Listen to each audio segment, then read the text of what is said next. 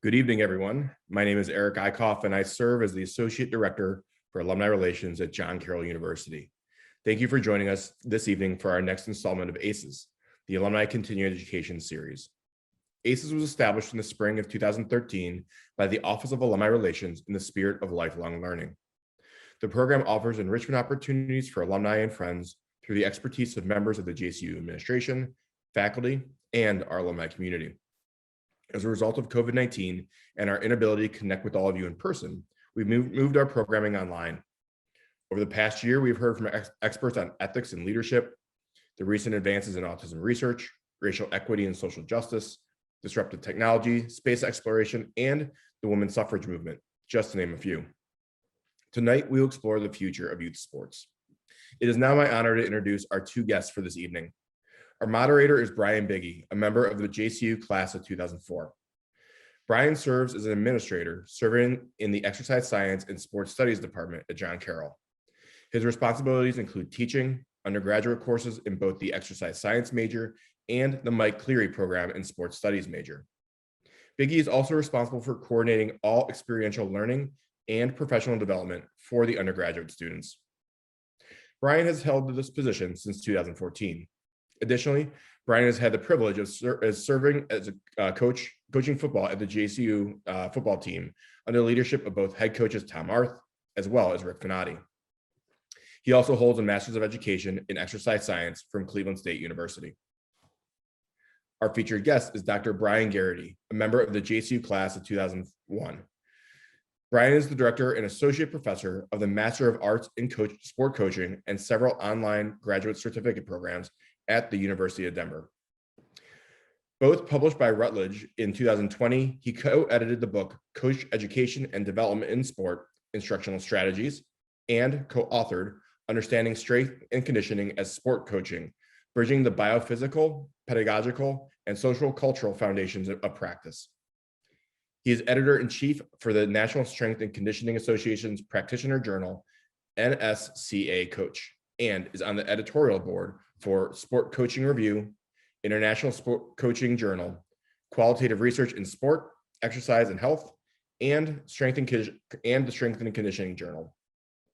Dr. Gearity has been a strength and conditioning coach for youth, high school, collegiate, and professional athletes. Coached high school football and coached multiple youth sports. Please join me in welcoming Dr. Bryan Gearity and Bryan Beigie. Gentlemen, the floor is yours. Thanks, Eric. I appreciate it. Good evening, everyone. Thanks so much for taking some time out of everyone's busy schedule to join us. As Eric mentioned, one of the things we would like to do this evening, Dr. Gearity and I would like to make this as interactive as possible. As we go through and conduct an interview of Dr. Gearity, one of the things, as topics come up of interest, of further kind of interest, please don't hesitate to throw some questions in the chat. We would like to include those. We'd like to include those as quickly as possible so that we can stay on topic with everybody. With that being said, one of the things we'd like to do is start off with both of us kind of sharing a little bit of why we have a passion for this topic. And as you could hear from Eric, both of us coming at this from a little bit of a different angle. For myself, I was really lucky to be able to, to coach at the college level here at John Carroll with Tom and Rick. And that stemmed from a playing career, playing football and basketball in college at Ohio Wesleyan and John Carroll University. But the question on why youth sport is such a passion for mine is because none of the college athletics, none of the college coaching happens without an incredible experience at the high school level. And when you think of the high school level, you think of your coaches, obviously, for me, Jerry Reardon and Frank Lupica, and then playing AAU basketball for Joe Lynch and Murphy AC. But that stemmed from the incredible experience that you had in youth sport with CYO and playing at Jesu for Jimmy Murphy and Jack Kane and Jerry Porath and Jimmy Morrissey, just men that really helped shape me as an individual and really created a passion for sport in general. So for myself, that's one of the reasons why I'm so passionate about youth sport, kind of taking a constructive look at it and why it's so important that we give this generation of youth the due that they deserve in creating a ton of participants in being physically active and being involved in sport. So, Bryan, can I ask you just to share the same kind of perspectives on why this is such a topic of interest for you? Yeah, thanks, Beigie, and thanks, to real quick to Eric and David, Vidito, and John Carroll, and our guests, and everybody that showed up tonight to join us in this discussion. My own talk, I grew up in Beechwood, Ohio, so just down the street from John Carroll. I played with Jews and Italians that coached at John Carroll and coached at Beechwood. So that if you know anything right about Northeast Ohio, you know what I'm talking about. When I was a kid, and my dad's on the call too, and he wants me to give a shout out to Don McPhillips at John Carroll, who helped me in college and helped me in athletic training and got me actually into strength conditioning with the Cleveland Indians baseball team. But I can go back to when I was probably about 11, 12 years old, and my dad bought me I think a Sears or so weight set. And so I wanted to start working out, and he got a bar, and you could screw on the clip on the bar and some little weights and do a few things. And I messed around with that for a little while. And then once, 7th grade, 8th grade hit, I joined the gym, and then I was working out in middle school and then high school. And as a kid, I had a great opportunity with rec department, local rec, and not only in Beechwood, but in Shaker Heights too. And so we were constantly playing, baseball, soccer, basketball, football. Eventually, when we got into 8th grade, and then obviously out throughout high school at Beechwood, I played football. I wrestled for a year, played basketball for a year. A lot of the days of multi-sport athletes, rec sports, pickup games, just going out and playing all the time too, are kind of going down and down a little bit. And that's concerning, not only for a talent pipeline as people get older and playing in college, but also for the psychological, the physical, the emotional development that can happen when sports are organized well. And I think we've got a problem in today's age.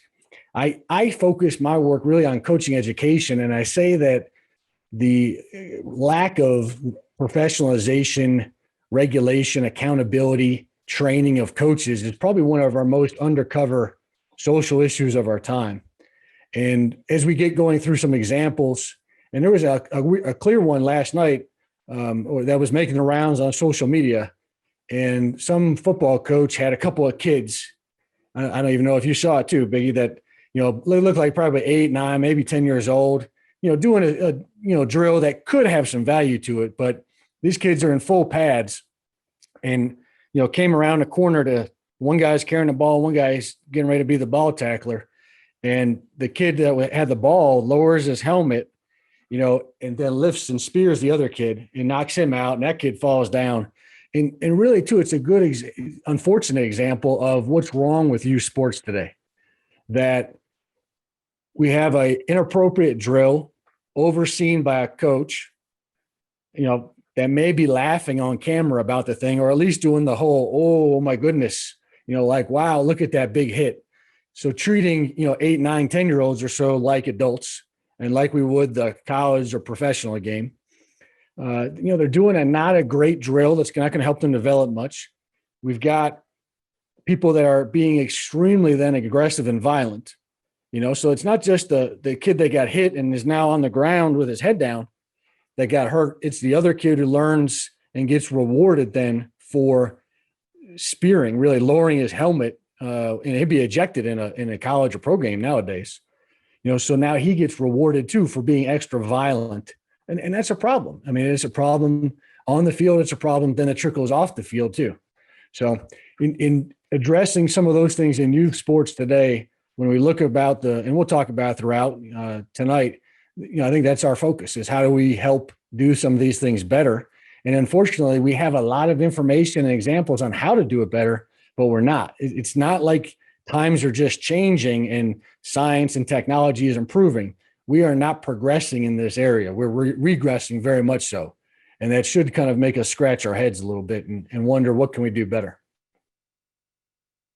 So when we look at this overall idea of, a new sport and where do we go, I think one of the big things to address to our listeners and people joining us this evening is that one of our major goals is to not just identify the problems, but also to give some insight into possible solutions and put some science and some teaching behind why some of these solutions can be beneficial. And then finally, kind of where do we go moving forward? So, Bryan and I, we had some conversations prior to this event. And one of the things that became really evident for both of us is that we're big believers in history, and that if you're going to make these strides moving forward, we want to look at kind of where we've been in the past. What has youth sport been in the past in our country in general, and to identify some of the things that went well, and then some of the things that, maybe we need to take a look at.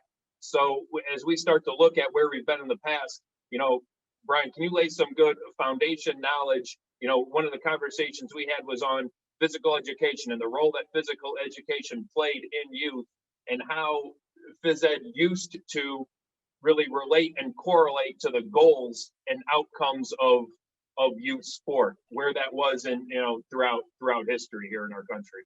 Yep. So a brief one would be, in the last 120 years or so, the U.S. and as a lot of the private schools are really Ivy League schools were established. They set up health, physical, cultural studies, gymnasiums. The physicians of the time, as well as physical educators, worked as professors. They worked as coaches. They were helping serve in the military. They were training military personnel for service.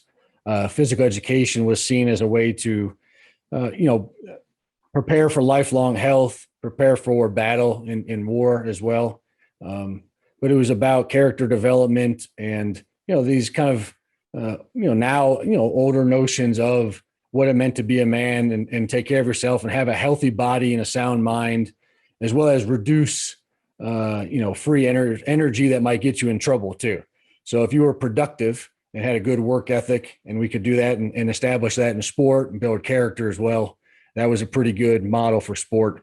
And I want to caveat that too, right? Because some of the norms of yesteryear are not the same as today, and that we have made progress. Specifically, I'll think about girls and women in sport, and we had people saying to girls and women, well, you can't run distance because it'll hurt your reproductive abilities, or you can't do those things simply because you're a girl, or that's not ladylike. So those sorts of things, as girls and women have benefited in sport, have more opportunities nowadays, especially post Title IX in 1972, I think it was. Those are desirable things. I'll go back to kind of fast forward to my John Carroll days. When I went to Carroll in 97, when we started in fall of 97, the physical education and exercise science major, and that just kind of tells you right there too, a little bit, that exercise science was not as popular, and it wasn't even a thing in that name 100 years ago. So what's happened in a brief history of time in 100 plus years is physical education in the U.S. has gone down. The reputation, the esteem, the pay, the desire to be a physical education teacher doesn't have the same weight. It's not as desirable, much like teaching in general too, in some instances, is not as desirable. And I think that's unfortunate.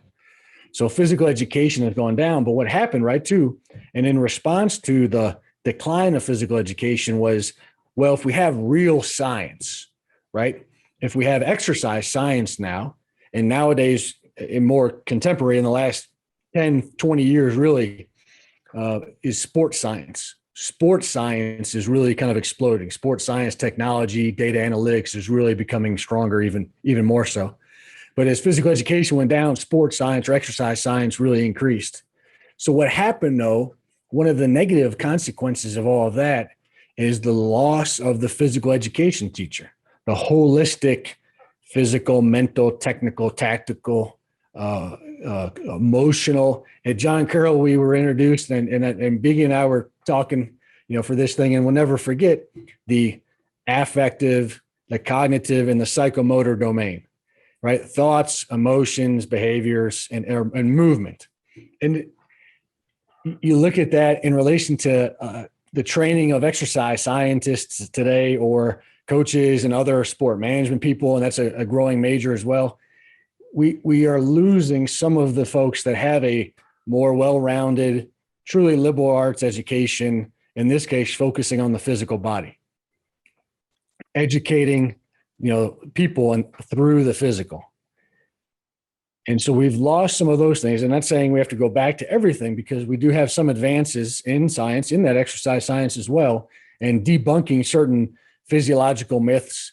We've got a lot of great social science about how to structure an environment to be more inclusive, to get girls and other marginalized groups off the sidelines, as well as not only to participate, but to become leaders in sport too, which is a growing problem, because we don't have the same representation in the country, and the population is changing. In order to have good experiences for people, we need to change our practices and have a different kind of cultural competence as well. So I think that's a brief one, Brian. And then you have a different take. So yeah, there's kind of a different slant to that. So, through our conversations, one of the things that we came out, both of us, that we thought was very evident was, hey, major goal of youth sport, increase participants, get more youth, male, female, urban, suburban, rural, high socioeconomic, low socioeconomic backgrounds, whatever it is, get more youth participating in sport. That's the goal, right? And so if we look at it, if we look at this, even this whole talk from that standpoint, how do we increase participation? Some of the things that you said, really that stood out to me was the idea of the exercise science, the increase of exercise science, and the increase of more of the, the specifics of how we train the elite athlete, or how we train the older athlete, right? And there's that trickle down effect that sometimes, unfortunately, just automatically gets permeated through. When the idea of going to school, it's like the idea of saying, well, if we're going to have, youth, we should teach them multiplication tables before we throw them into pre-calculus. But if we go immediately to an exercise science route, if I'm hearing you correctly, it's where we're skipping that foundation of the development of the whole person. And in our department, one of the things that we actually teach is this idea of the wellness paradigm. And that if you are a youth sport administrator or a youth sport coach, as you're developing your practices, or as you're developing, how you want to run your programs, really this idea of the wellness paradigm, where no doubt the physical is going to play a role, but also the mental side of how do we make them better young men, young women, by teaching them about the game, teaching them the rules of the game, the fundamentals, the theory of the game. How do we increase their social development? How do we play a role in helping them form friendships, right? How do we increase their love of being outside, the love of having practice outside instead of just being indoors in a weight machine, right? Or on a video game. Okay. And so that idea, and then the emotional end of it too, right? How do we deal with failure? How do we handle successes? This wellness paradigm, is something that we stress in our program here as we teach, people that are going to be strength coaches, that are going to be, youth sport coordinators and physical therapists, frankly. So when we look at that, for at least for me personally, that's where the focus really needs to lie, on the history of physical education. That idea of the training, to use a Jesuit word, cura personalis, right? The training of the whole person, worrying about the entire experience, not just trying to prove you're the next Urban Meyer at the 6th grade level with your play calling abilities. That's kind of a good focus. But and the Aspen Institute has a nice graphic on the kind of problem to summarize, right? Is we tend to think of things like a triangle. And so, right, we have a base youth sport, and then club or high schools, college, elite, but we really focus our attention on, and we even use language about moving up a level, right? And you just kind of referred to it like you got to be the Urban Meyer of high school sports. It's no longer just good enough to be a parent coach or a volunteer coach or a part-time coach or rec center director or somebody that is good at coaching multiple sports. which is something we don't have a whole lot of nowadays as well. So we have this funnel to the elite level, and we focus all of our attention and investments in business, right? Because it's a business too. And so it makes sense, you want to profit. And so you focus on how to do that. But the reality is that for the population, we should have more of a rectangle or a square. And we should be thinking more about the youth as well as then adults into, older age. And I can look around on the screen too. And right, who is staying healthy? Who is staying physically active? How are you doing it? Do you enjoy it? Are you lifting weights? Are you doing swimming, running, biking? Do you do a variety of things to help with your function, to help with your independence, to keep your muscle mass, your bone density? So all these kind of physiological as well as the social aspects. And this is what some of the research on, adults as they age, having social connections, emotional connections, support networks. Those things tend to show better outcomes, right? You live longer, happier, more fulfilled, and healthier. But do we have environments and structures and the psychology to actually have people be participants, and not just athletes, but lifelong, physically active, physically literate sort of people?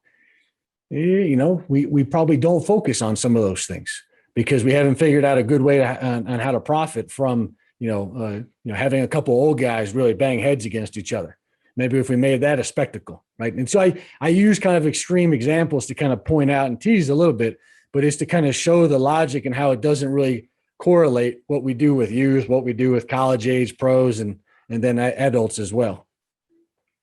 Well, I definitely think, as we look at this, kind of where we've been and then where we are present day, I definitely believe that one of the struggles that a lot of youth sport, coordinators, administrators that they face is that there's a lot of resources that you can look to for fast examples of professional athletes. You can jump on the internet and you can see YouTube of how, Odell Beckham's rehabbing his ACL injury, how, every training day for, the college athletes, the draft, those combines and things of that nature. And then even now high schools, games that are being posted online and all the technology that's advanced.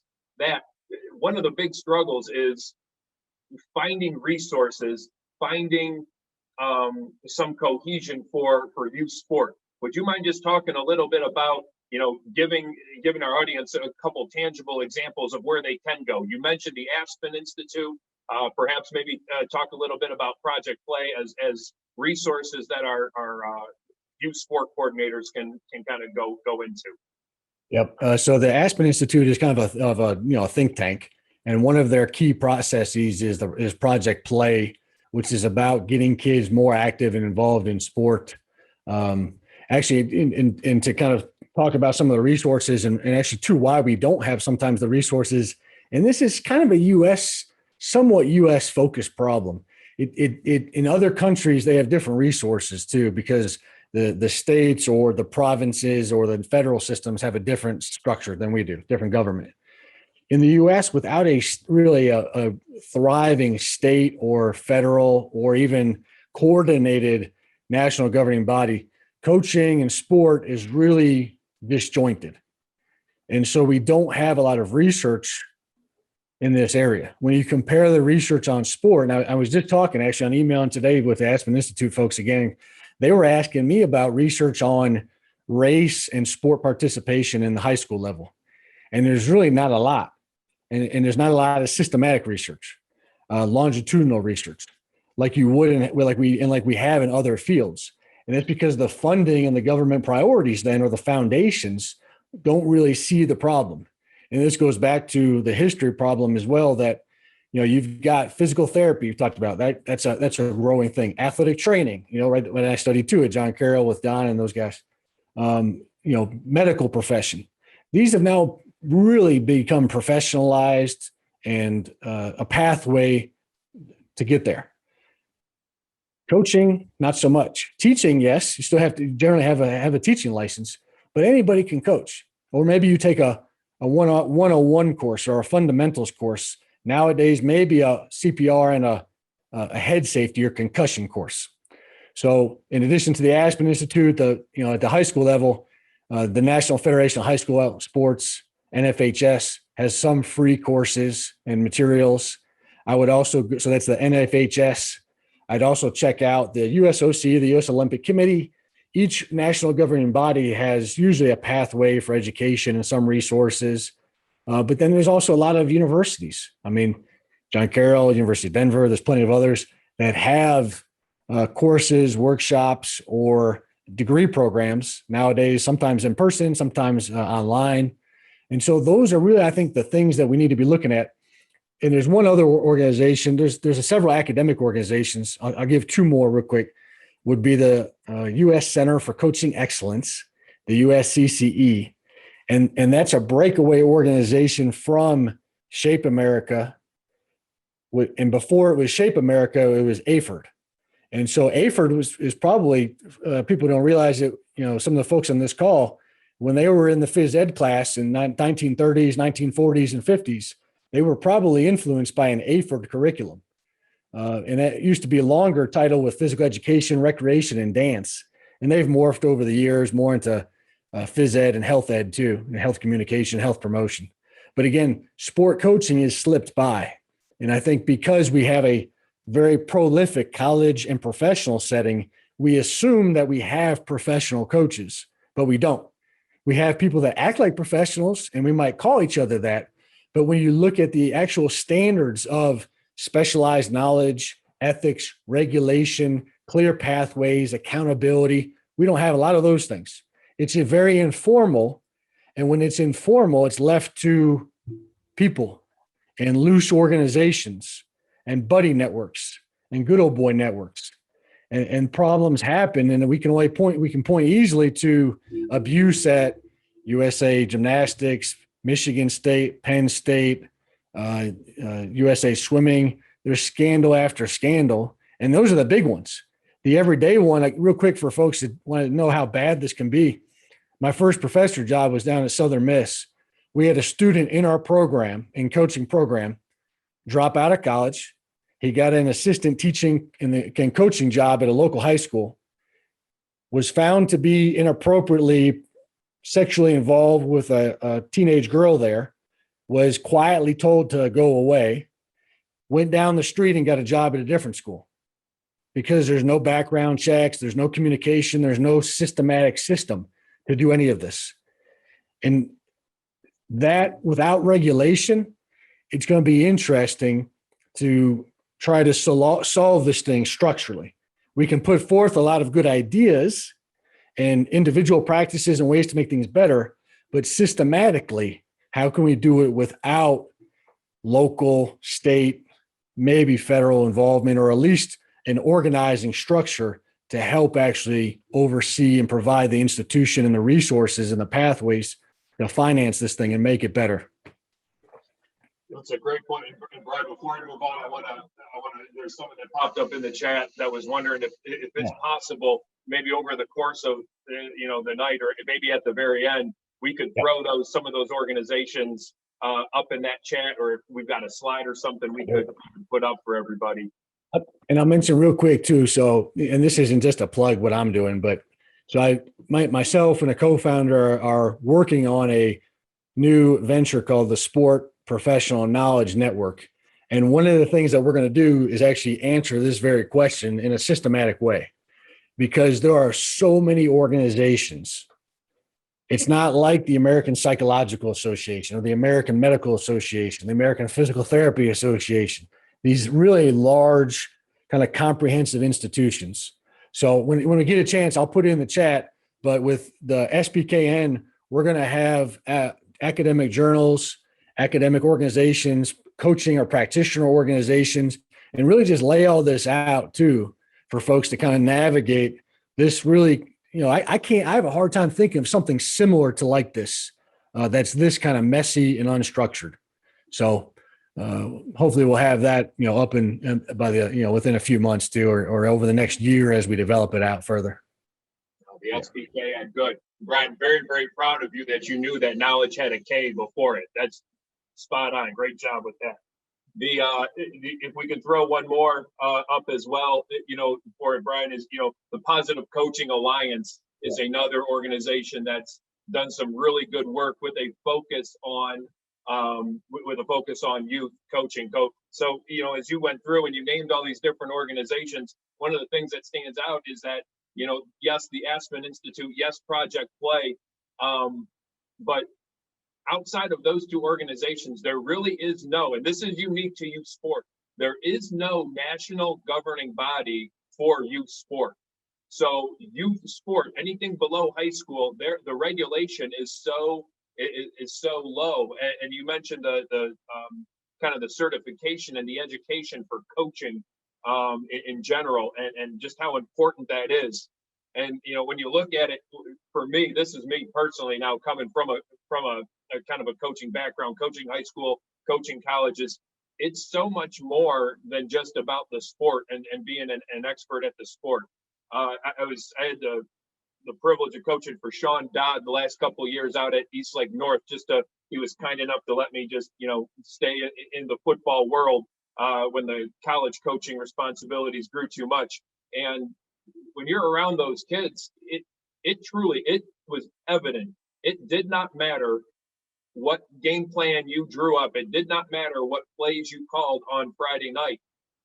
Those players did not care what you knew until they knew about how much you cared about them. And it's such an important role. And I see on the call, I got a couple of good friends, Coach Gary Jackson and John Whipke from John Adams High School down in the CMSD district. And those two gentlemen are working extremely hard to build a program up in just the way you're talking about, Bryan. So, some good information for them as we look through this. So something to focus on, is definitely how do we develop coaching as more of a mainstream type of profession? Because as you alluded to, you can be a teacher, and that's essentially what a coach is. A coach is a teacher that just focuses on the sport. Brian Polian talked about that, and you're on mute, just so you know. Thanks. I was typing around. Well, that's part of the problem, right? Is we are losing the teacher coaches. And when I said Italians earlier, right? Coach Perella, the living legend of John Carroll and of Cleveland, Ohio, was my phys ed teacher for a year in high school. And so Coach Perella is classic. I mean, he was a icon in Beechwood as well. But he was in the school at least. And most of our coaches, our baseball coach Steve Barona, and he was the one too, at least would open the weight room for me, and I would spend a couple hours 4 days a week in the weight room, and just being there and opening up that space for me really too, it did transform my life.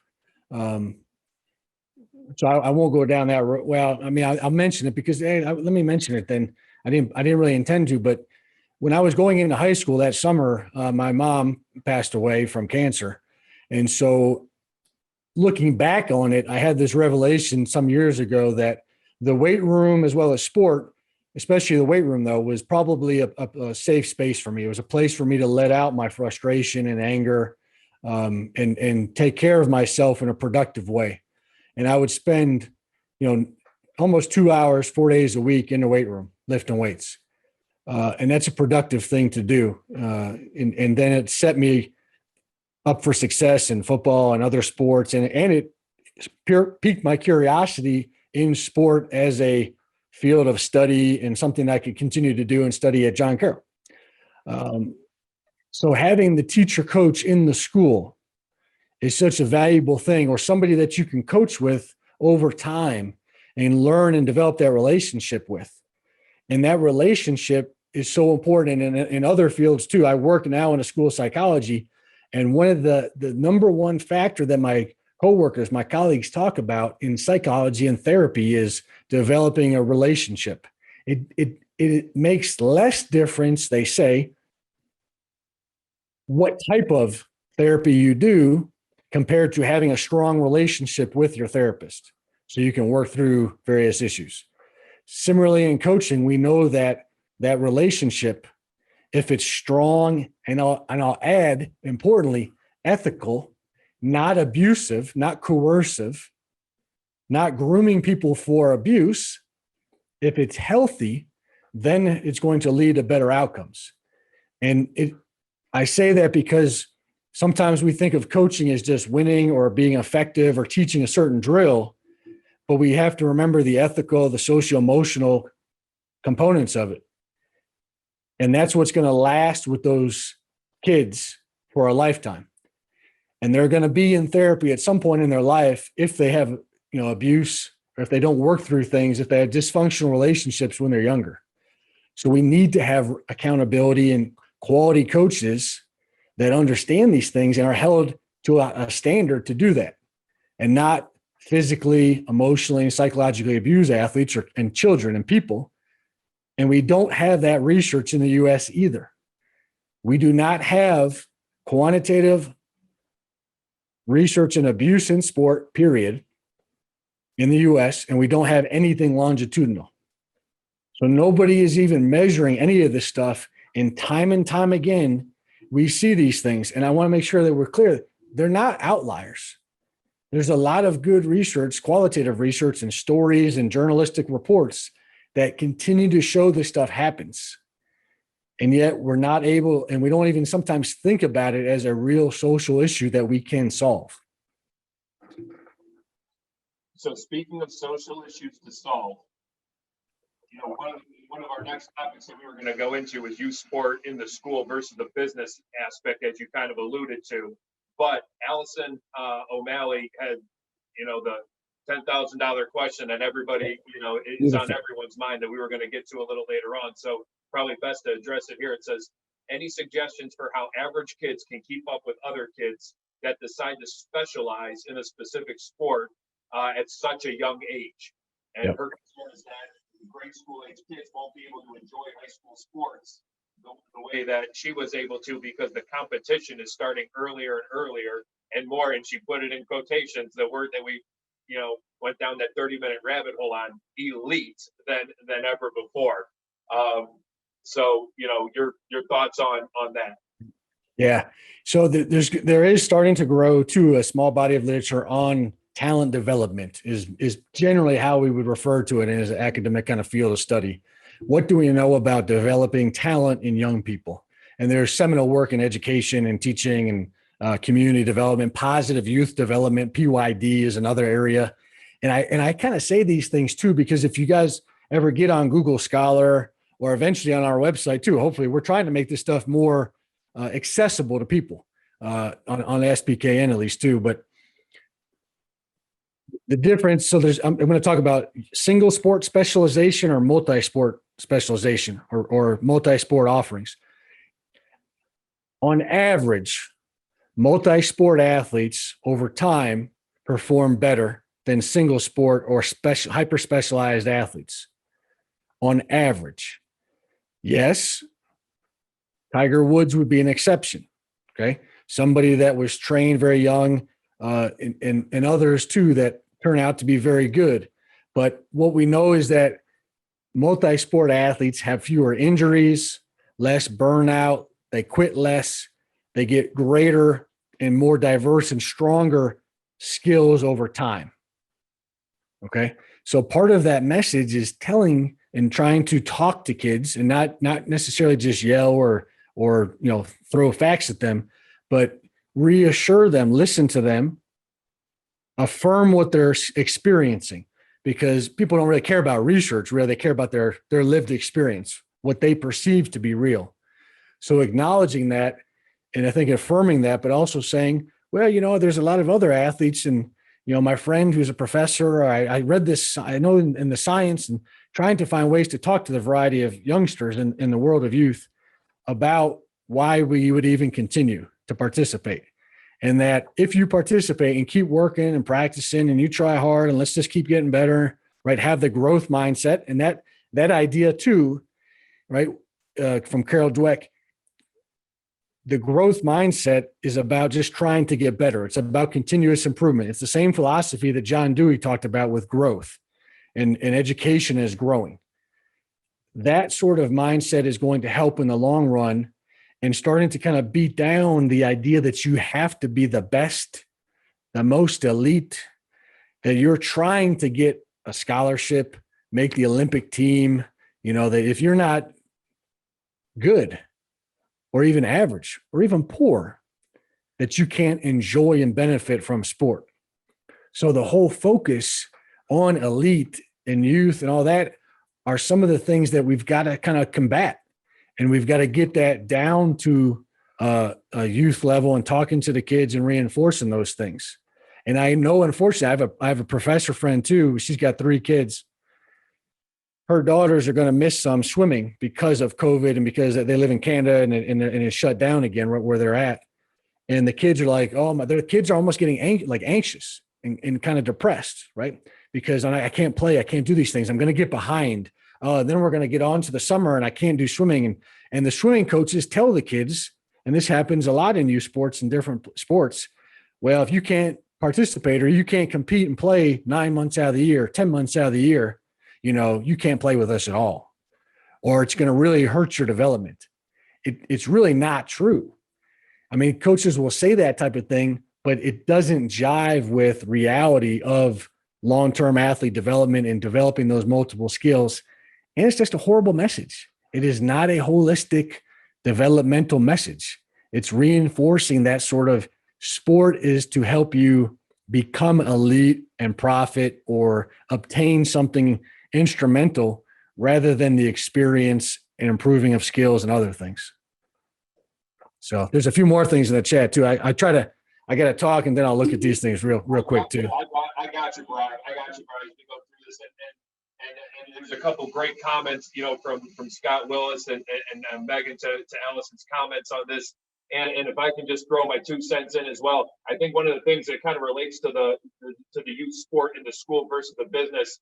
And, Allison, I think one of the biggest things is when you're looking for an organization for your children to get involved in, ask those people that are in charge of that organization what their values are, what they care about most, what they're trying to teach and bring to it. And if they start talking about development towards the almighty scholarship, then you automatically know that it's all about it. The majority of the focus is on the physical, and all of the other stuff may be included, but it's certainly going to take a back seat. In this year's NFL draft, one of the first round draft picks played 5 sports in high school, and I think this number is accurate. That 26 of the first round draft picks played at least 2 sports in high school. And if you talk to Dr. James Andrews, who's the foremost sports medicine orthopedic surgeon in the country, he's written articles about overuse injuries that he's doing Tommy John surgery that he used to see in 30-year-olds on 14 and 15-year-olds, and it's talking of that goes into the development of the physical of the student in the right way as well. So a lot of those opportunities again are tied to that. If you're looking to involve them in one organization or other, what are those goals of that organization?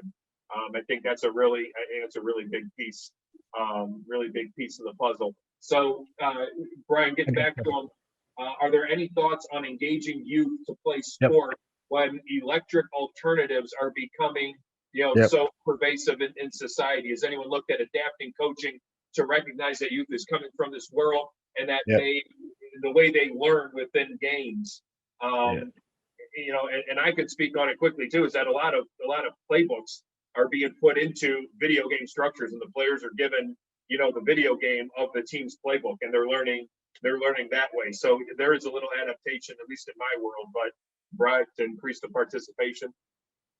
Yeah, this is great. So I think we'll try to tie a lot of these things in together rather quickly too, but ask the youth, what do you like about sport? How do you like to be coached? What do you like about it? What don't you like about it? You could have them also. There's a lot of, child development researchers in sport as well will use pictures. So literally drawing a picture. Okay. So tell me about your experience in sport and look to see what sort of pictures they draw. You could also use a camera, disposable camera, a cell camera. Let the kids take pictures about what does sport mean to them. What's the experience like? What do they like? What don't they like? Keep the prompts very short and simple, but asking people what they like and what they don't like, how it makes them feel, will tell you something about their experience. And we do know that most kids play sports and it was in the chat too, social relationships, to develop physical skills, to stay in shape or to get in shape, have fun. They leave sport because it's a horrible experience, because it's no longer fun. It's too competitive. It's too stressful. It's too demanding. It's too much everything, right? Kids in this regard are very smart. They're not quitting, and I don't like using that word either. They're not, I call it, right? They're leaving sport because it's not a good experience, right? It's boring. They're being drilled, drill after drill after drill, or they're standing around, not even playing sometimes. So really, it's okay, especially in the younger ages of, less than 12, 13, focus more. And this group, probably people are somewhat familiar with the term deliberate practice or the 10,000 hour rule, right? Popularized by Malcolm Gladwell's book, Outliers, which factually has a ton of problems with it. In the actual how people develop expertise is more complex than that. And 10,000 hours was something that Gladwell picked up and ran with and, sold a lot of books with it. But scientifically, he really messed some things up. But with kids that are younger, focus more on deliberate play. Go out to the park, right? Go out, let them play, let them fall down, let them scrape up a knee. You keep an eye on things, right? You want them to be safe. But the things that we do nowadays and the constant surveillance and the fear that we have that, Johnny or Jane's going to get in trouble in the park, or, somebody's going to come by and hurt them. There's some legitimate fears. I get that. I have 3 kids too, but they also learn risk and reward. They learn how to take care of themselves. They learn how to solve problems when they're playing. So focusing on physical development that does other things then too, it's going to benefit them cognitively, emotionally, to play and just be outside. One of the things that drives me nuts too, and this is an old phys ed thing from John Carroll, no long lines, no standing around, no waiting, right? We call it time on task. Are you doing what you're supposed to be doing? Are you just moving? Are you doing something? And the whole idea of travel ball and elite ball and this and that, where they go around and they participate, some of them for 5 minutes, sometimes for an hour, but you just spent 72 hours or 48 hours in that entire thing. But will you go down to the park, or will you set up some type of organization, that the kids can just go play and they'll be moving for hours rather than a small block of time in this really organized parent profit driven league type of stuff? If you will spend the time doing play and more activity, over time, their development will increase better from all of that activity. But it takes time to do it. And we have to be committed to play, not just structured type of things too. And if it's over structured, most of the kids are not going to be able to sustain their participation. Couple other things real quick too. It doesn't, the sports, I'd say, especially as they get older, focus more on the coach and the environment rather than the sport per se. If the kid wants to try, hey, I'm done with soccer. I want to play lacrosse now. I want to try flag football. I want to try dancing. I want to try swimming. Let them, especially if they're, early adolescence children. Let them experience all of those different things. It's not going to make any difference if they're going to make it to professional sports or a college scholarship. Let them do those things especially when they're younger. Most of the folks in the sports specialization world scientifically wouldn't say until they're about 15, 16, would you even consider that kind of stuff? So let them play, let them have a great time, let them enjoy that, and then get them in good, healthy environments with great people. And it's less about the sport than it is the environment that's going to help them flourish. If they're in a sport that is, supposedly what you want them to do, or that their peers are doing, but it's abusive or very negative, or it leads to disordered eating, for example, okay, in gymnastics, wrestling, boxing even, or MMA, dance, cheerleading, that's not a healthy environment. So we have to be ready as parents and as adult supervisors to step in, intervene, or pull them and let them or encourage them to do something else. The point about electronics too, if the other things are better, if the other things are fun, enjoyable, and rewarding too, and you can use extrinsic rewards. The reason why virtual reality, iPhone games, tablets, the video gaming systems are so good and effective is because they have people that study behavior, and they have psychologists and computer scientists that say, we're going to give them this little bit of a reward when they do this. And when they log in, we'll give them this. And then we're going to do this. And we're going to give them another cookie. And they get so many cookies every time. And then they're just hooked. If we can use those same sort of kind of thinking to make sport and play fun again and enjoyable, and not yelling at them and not degrading them and name calling and pressuring them, right? At least when I got the headphones on and I'm in front of the computer, I don't have all of that other negative kind of stuff at me too. So make the experience excellent, and people are going to gravitate towards it. And real quick, I told this to an adult a few years ago. She was getting into working out a little bit and she wanted to be more physically active. And she said, how many reps and sets and what do I need to do for all this stuff, right? You're a strength coach. Tell me all these things. And my response was, do what you enjoy.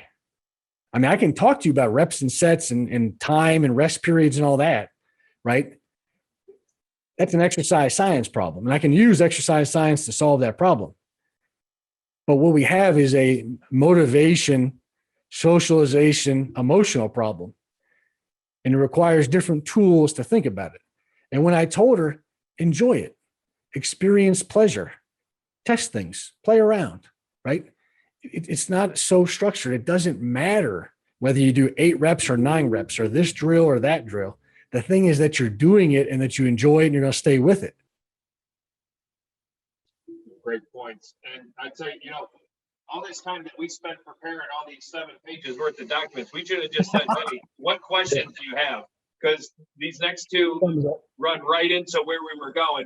So Elizabeth and Megan, they're asking about lower socioeconomic status and how kids, that do specialize, that do have the means, that do put forth the financial consideration to specialize in a sport, to do all those things, how can lower socioeconomic status youth keep up as the price of youth sport is increasing, it starts becoming more exclusive. And one of the topics we were going to talk on was USA Soccer, with this and the lack of success that they've had, and just how the pay for play is starting to permeate. And again, it goes back to our idea of youth sport as a business versus as education based. Yeah, this is an unfortunate reality. And so the Aspen Institute has some research out too, and survey research, that the number one factor that determines when youth participate, so early participation, is based on socioeconomic status, and how long and how many sports they participate in is also based on socioeconomic status. So those with a little bit more money go into sport earlier, they stay in sport longer, and they play more sports. And it's increasing because of this sort of thing. And this is why this is very hard, because this is a systemic structural issue. This is not a one-on-one behavioral intervention. This is something that's going to need to be changed systematically. And I wish we had more research and more active stuff. And I actually just made this recommendation to the Aspen Institute folks, because they're looking for, kind of broad solutions too, and generalizable research and things that we can all do, but the context of it matters. So if you can figure out in your own local context, right? So like in my house, for example, and this is since I've had kids, my goal was that my garage would always look like a physical education locker room. Right. So my dad got me the weight set. I get the kids, they have bicycles, they have tennis balls. We've done floor hockey. I would design stuff out of wood for them, basketball, hoop, baseball gloves. We could put on, especially for younger kids, dance parties. We play music, or you find a TV show or something like that, and they're dancing, swimming in the local swimming pool or in the neighborhood pool.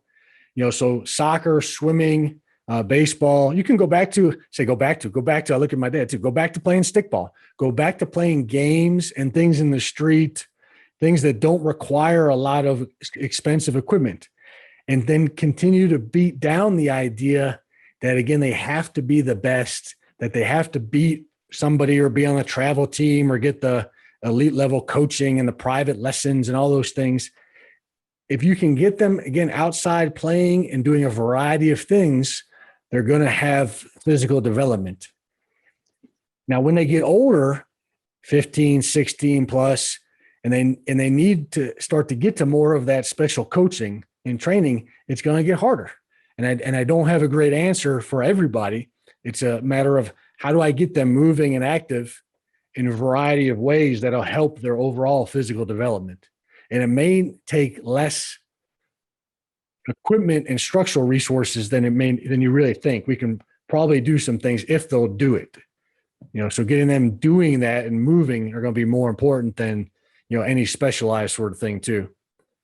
And yeah. Sorry, Bryan, you got it. Well, I'm just thinking too, like, as we're brainstorming ideas, and this is one of those harder kind of complex social things, is that, right? Reach out to a John Carroll, reach out to your local school, see if there's somebody or if there's a program that you can get involved with, that they have scholarships to get them on a team, or if there's a coaching major that wants to get some experience. I would have done it, John Carroll, and I volunteered and did internships too.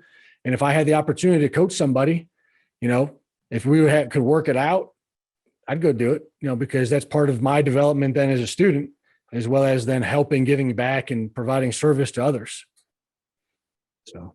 And the other thing from a tangible standpoint, Elizabeth and Megan, to your questions, the pro sport organizations, for example, in Cleveland, the Browns, the Indians, and the Cavs, they have a vested interest in youth participating in their sports. And part of the reason is that because if you're going to have fans when they become adults, you want them to enjoy the game when they are younger. And the Cleveland Browns, especially, is an organization that has really been generous in their grant dollars to get certain areas in lower socioeconomic backgrounds to give them opportunities, whether it's a new field. Major League Baseball has what's called the RBI program. And again, it's geared towards focus in the inner city to provide equipment to clean up ball fields and to give those young boys and girls an opportunity to play the game. And NBA Cares is, again, another organization. So there are grants that are out there. It's just, unfortunately, you have to go and do the legwork to go and kind of find those, in your community, that they are there. And kind of to Bryan's point as well, the local schools and things of that nature, getting people that are interested. One of the things we teach our young people in our program here that are in sports studies is, David Gilbert is graciously on our advisory board for sports studies. And he gave a suggestion to our program to tell the students no experience is a bad experience. So students, I know at John Carroll, are being taught any experiential learning has a positive outcome, in terms of creating yourself into the professional you want to become. So those colleges, those opportunities for those young people to get involved early and often it's evident and it's there. So I hope that answered the question. And then Terry Lewandowski asked, Bryan, how do you overcome the popularity and the proliferation of video games as the substitute, if that's even at all an opportunity? I know you spoke on maybe the active side of it, but is there something from the emotional and social end that we can kind of tangibly give the people? It's tough. I have to go. I wish I studied more on YouTube and video game addiction sort of things, but at least in our house, and for us, what works too is really having a more not authoritarian, but authoritative parenting style. So there are time limits that are enforced, and you can set up various control mechanisms in some of these things, or just unplug it, don't buy it, get rid of it. I know that's hard sometimes too. People don't like that with video games and the VR and that kind of stuff. But if you're going to have it, put a limit on it and then enforce it. If you can't enforce it, then you've got to find another way. And if you're permissive about those things and you're not going to do it, and you're not going to do it, just get rid of it, quite frankly. The kid will probably, hate your guts for a week or two, maybe a little bit longer, but it's parenting. When you have something so insidious like that is not that helpful for them, especially when they have other opportunities to go be physically active and do other things, just get rid of it, is the best I've got on some of that. So my 9-year-old loves that stuff. He loves waking up and looking at YouTube and playing video games, and he wants to get a VR set, and his buddy down the street has a VR set. I don't want it. And I keep telling him no. So, video games in the house, no. My wife says no. I say no. We're not going to do it. We'll support you. We say it in a very kind of not in a mean-spirited sort of way, but we communicate it to them. This is why we think those things are not very great. Here are all the other things that you can do, and how we will support you and provide you with opportunities to do these things. But the answer is going to be no. And if you ask me again, we're going to have a little bit further of a discussion and a problem on some other things. And that's that. Nowadays, and I get this sense too from talking to sport parents and friends and others. It's not just a millennial sort of, magical problem, but the idea that parents have to be either like helicopter parents, extreme disciplinarians, or permissive and anything goes and whatever you want, sweetheart. And, oh yes, everything you do is wonderful. And, oh, I wish you wouldn't do those things, but I'm not going to stop you from doing it. A little bit middle of the road, right? Look up some of the research on parenting style. And again, it's funny to me that more folks have not looked at that and made the comparison into coaching and sport parenting. But when you look at the research too, even in sport parenting, nobody says, be extremely permissive or, just be a big jerk, so be authoritative, have structure, guidelines, and hold yourself accountable, and then you can hold the kids accountable too. But the kids don't, run the household. The adults should be doing that too. And that means understanding and talking with your child about what do they like? What can they do? This is what I've told you about these things. Let's move on into exploring these other things too. And we'll keep trying things. Part of like the experience, the experiential thing, you don't know until you try it. And let's try a lot of different things. So, Bryan, I know we are about at our hour of programming here, and I think we should probably be the ones thanking the participants because they guided our discussion for us. So to all of you, thank you so much for your attention and and your participation. Frankly, like this has been terrific. It's exactly what I think Dr. Geary and I were hoping for as an outcome. Bryan, do you have anything else to add here? Yeah, no, there's nobody leaving. We're not done yet. We're going to keep doing it until we get it right. And we're going to have overtime right now. We're going to sit around on this call until we figure it out and fix it. So if we keep going on, sorry, how long are we going? But to that point, connecting with the community, right? Like so many of you are alums of this university, and you came back because you've got a connection to the university somehow, some way. And I think that's one of the things that youth sport in terms of driving participation, driving multiple sport participation and hitting all the good qualities of, physical, mental, emotional, social, and environmental health that's out there is finding that connection to that organization. And why we talk, why Coach Jackson and I and Coach O'Toole and I that's on this call, why we always talk about that multiple sport athlete, why that's so important. Gilmore Academy outside of their right inside of their athletic facility has a picture of all the 3 sport athletes at the middle school and high school, right? There's a connection to, that high school, that middle school, and playing for your school, competing for your school, and that connection. I know I can speak to, my experiences playing. The best times weren't just the successful ones, but the successful times were when you cared the most about the people you were with and building those relationships, with those coaches, but also those, your teammates and those families growing up. That's what meant the most That's what meant the most to me personally. I just, when I think about problem framing, so we talk a lot about it in our research and books and that kind of stuff is what's the problem? What's really the problem? And why do we think it's a problem? So we spend a good bit of time on problem framing because sometimes what we think is a problem is not a real problem or it's minimal. So what's the real problem and understanding that and then trying to solve it with an appropriate solution? Is it biological? Is it psychological? Is it sociocultural? Do I have the resources to solve this problem? If not, who does, or how do I find an answer to do that sort of thing? And I would just encourage folks then too, that whether you're currently coaching, practicing, leading, administrating, or you're an alumni, parent, grandparent, active citizen in the world that you care about community. Again, we kind of laid out some of the problems and largely that occur nowadays. And it sometimes seems very gloomy. It's not so bad. But if you can go down to your local rec department or the local school, the coach, talk to somebody of where you want to make a difference, develop a relationship with them, ask them what their needs are, why are those your needs, and then how can we start to systematically support the community and change this particular case, this one little area. And if you can do that, you're going to make a difference in a lot of people's lives. And you may not see it, you may not observe it every day. Maybe you will. Maybe you will be able to go down there and see it. But that's going to change things for a lot of folks.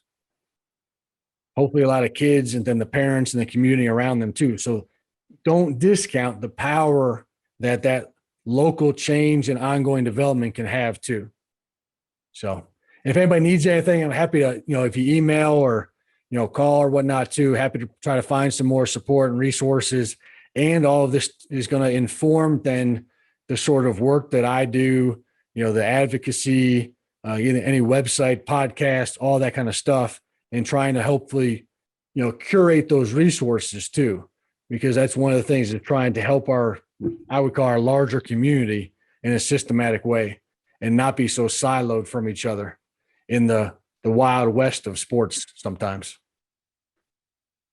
So thank you all for doing this and everybody for coming. Thank you, Eric. I think it is the floor is yours, sir.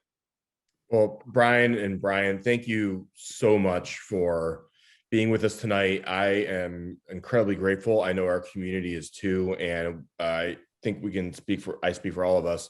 We are incredibly fortunate to have you both within our John Carroll alumni community, and being on the forefront of helping our youth become better athletes, citizens, and just having a better experience. So thank you again for all that you're doing for John Carroll and for us tonight. I appreciate it.